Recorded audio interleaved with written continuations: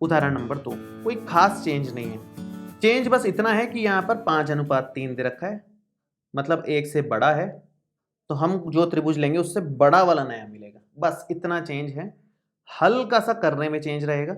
Steps तो same ही रहेंगे एकदम, माइनर सा बस चेंज जो रहेगा मैं अभी आपको स्टार्ट करता हूँ। देखो, यहाँ भी इसने ये नहीं बताया कि एबीसी में एबी कितना लेना है, बीसी कितना लेना है, एसी कितना लेना है या कोण कितने लेने हैं, तो अपनी मर्जी से कोई भी रैंडम त्रिभुज बना दो। जैसे पहले बनाया था वैसे ही सेम मैं अभी रैंडम त्रिभुज बना रहा हूँ एक और। तो मैं सेम त्रिभुज ही एक बार बनाता हूँ, लगभग सिमिलर सा ही, लगभग ऐसा ही। तो ये मान लीजिए आप 10 सेंटीमीटर ही मैंने खींचा वापस से, यहाँ से यहाँ तक।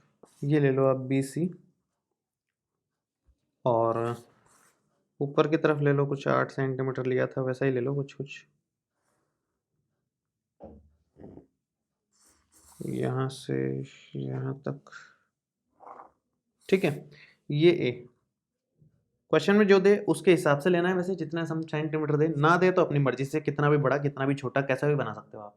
थोड़ा सा तो बड़ा बनाया है करो, ताकि थोड़ा आसान हो हमारे लिए कंपास वगैरह को मूव करवाना, ठीक है। अब नेक्स्ट स्टेप सेम, नीचे की तरफ एक हम लोग किरण खींचते हैं। ये किरण खींची है, अपनी मर्जी से सफिशिएंट लेंथ की ले लेना आप। उसके बाद कंपास से उसके हिस्से करने हैं। कितने हिस्से करने हैं यहाँ पर अब देखो, 5/3। बड़ा कौन है इनमें से, बड़ा कौन है 5, तो 5 ही हिस्से होंगे, 5 ही टुकड़े करने हैं, 5 ही हिस्से करने हैं, ठीक है। जो बड़ा है उसके हिसाब से चलना पड़ेगा। तो ये थोड़ा सा मैं छोटा कर दूं ताकि 5 हिस्से आ जाएं यहाँ पे, मेरे ख्याल से आ जाएंगे अब। ये एक हिस्सा, ये 2 हिस्से, 3, 4, 5 आ गए आराम से। थोड़ा सा डार्क कर दें हम लोग इसको पेन से करके।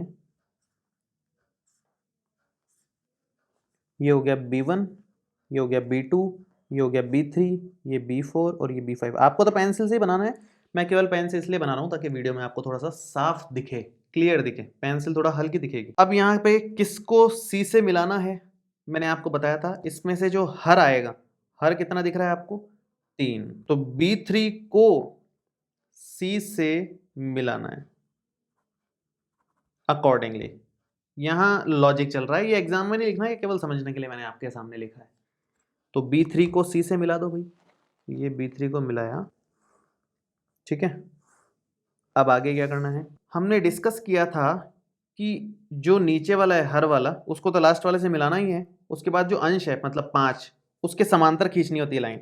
इसके समांतर 5 से लाइन खींचेंगे, अंश में 5 है क्योंकि, तो 5 से लाइन खींचेंगे, वो बाहर की तरफ जाएगी, कोई दिक्कत नहीं। इसको थोड़ा सा बढ़ा लो आप, BC को थोड़ा बढ़ा लो, क्योंकि ओरिजिनल से बड़ा ही आएगा। अब 5/3 1 से बड़ा है, तो अब जो नया त्रिभुज आएगा वो थोड़ा बड़ा आएगा पुराने वाले से, तो बढ़ाना तो पड़ेगा ही अपने को। तो मैं इसको थोड़ा सा बढ़ा देता हूँ, ये बढ़ा दी मैंने अपनी मर्जी से, अंदाजे से बढ़ा दी।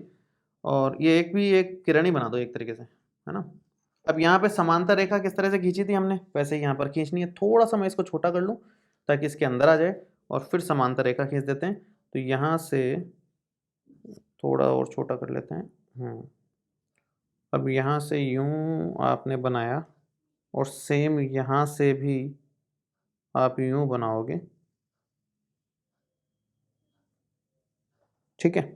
अब नापना है अपने को कितना बड़ा जा रहा है ये, तो ये नापने के लिए मैंने यूं लिया, ये लगभग ठीक आ गया। तो यहाँ से आप उतना ही लेकर के चाप काट दो, ये चाप काट दिया हमने। अब आप यहाँ पे सीधी लाइन बना दो इन दोनों से जाती हुई। एक पॉइंट ये रहा आपके पास में, और एक पॉइंट ये है ही, इन दोनों से जाती हुई एक लाइन आप बना दोगे यहाँ पे। तो ये थोड़ा ध्यान से बनाएं, क्योंकि थोड़ा भी इधर उधर किया आपने तो लाइन समांतर नहीं बनेगी फिर। ये अभी समांतर बन गई है पूरी लाइन। इसको नया नाम दे दो आप कुछ, C डैश, मैं इस पेन से दे देता हूँ आपको थोड़ा क्लियरली दिखे, C डैश नाम दे दो आप इसको। अब हम क्या करेंगे, इसको भी थोड़ा सा आगे बढ़ाएंगे, इसको भी थोड़ा सा आगे बढ़ाएंगे। और इस पेन से आपको साफ ना दिखे क्योंकि वो ब्लैक में ब्लैक हो जाएगा, तो मैं इससे बढ़ा देता हूँ थोड़ा सा इसको आगे। आपके पास थोड़ा सा डायग्राम नीचे की तरफ बनाओगे आप तो क्वेश्चन में लिखोगे नहीं, तो ठीक बन जाएगा। थोड़ा सा और आगे बढ़ा लेते हैं, क्या पता ज़रूरत पड़ जाए अपने को। क्योंकि जो नेक्स्ट स्टेप होता है वो क्या होता है, इसके समांतर हम लाइन खींचेंगे। पहले क्या किया था, इसके समांतर लाइन ये आ गई, अब क्या करेंगे, इसके समांतर लाइन यहाँ से आएगी। सेम टू सेम काम कर रहे हैं जो उदाहरण 1 में किया था, करेंगे भी वैसे ही। हम लोग यहाँ से समांतर बना देंगे, ये आप यहाँ से यूँ लोगे और एक बार सेम टू सेम लेंथ का यहाँ से लोगे, उसके बाद नाप लो कितना दूरी लिया है अपन ने, यहाँ से नाप लो आप। ये थोड़ा सा शायद छोटा करना पड़ेगा अपने को, छोटा करने के बाद आप यहाँ तक लगभग पहुँच गए हो, तो यहाँ से अब आप इसको लेकर के यूँ कट कर दो। कट होते ही आपको पॉइंट मिल जाएगा, पॉइंट मिल जाएगा तो उसको यहाँ से मिला दो आप। मैं एक काम करता हूँ, रेड पेन से मिला देता हूँ, थोड़ा अलग भी दिखेगा, ठीक रहेगा। इससे इसको मिलाओगे तो ये यूँ आएगा। तो नया त्रिभुज कौन सा बना, ये ए डैश नाम दे दो आप इसको, ए डैश बी सी डैश, ये ए डैश बी सी डैश हमारा नया त्रिभुज है। ये हमारे काम का त्रिभुज है जो पुराने वाले से 5/3 गुना बन गया, उससे बड़ा बन गया। 5/3 एक से बड़ा है तो एक से बड़ा बन गया, मतलब उससे ओरिजिनल से बड़ा बन गया।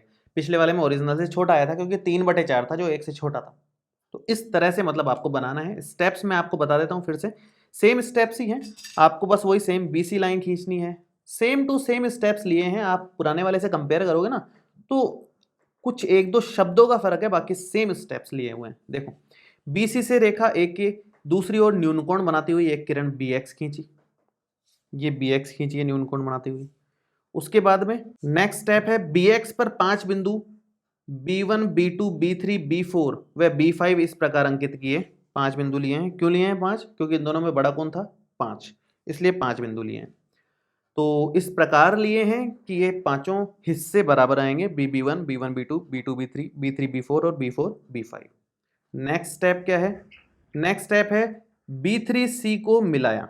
B3C क्यों मिलाया 3 नंबर से, क्योंकि हर में 3 ही दे रखा था, उसी से मिलाते हैं हम लोग, ठीक है।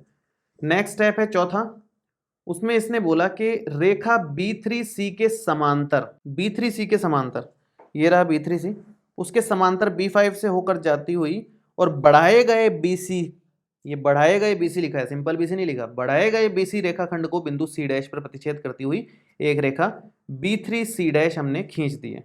ये B3C डैश हमने B3C डैश नहीं B5C डैश, सॉरी सही लिखा हुआ है, B5C डैश हमने खींच दी है। नेक्स्ट स्टेप क्या है, सेम टू सेम इसके समांतर यहाँ खींचनी है। तो रेखा CA के समांतर बिंदु C डैश से होकर जाने वाली, CA के समांतर C डैश से होकर जाने वाली और बढ़े हुए BA को बिंदु A डैश पर प्रतिच्छेद करती हुई एक रेखा C डैश A डैश खींची हुई है। और लास्ट में इस प्रकार हमें अभीष्ट त्रिभुज A डैश BC डैश प्राप्त हुआ। मैं एक बार पूरा एक साथ आपको दिखा देता हूँ, आपको मेरे ख्याल से क्लियर हो गया होगा। लिखने में टाइम वेस्ट ना हो इसलिए मैंने पहले से ही लिख के रखा हुआ है, अब आप आराम से देख सकते हो। मेन तो बनाने के स्टेप्स हैं कि कैसे बनाना है, उसके बाद लिखने के तो थोड़ा बहुत मन से भी आप लिख सकते हो वहां पर एग्जाम में, कोई टेंशन वाली बात नहीं है उसमें, ठीक है। तो ये हमने उदाहरण सारे कंप्लीट कर लिए हैं 11.1 प्रश्नावली के।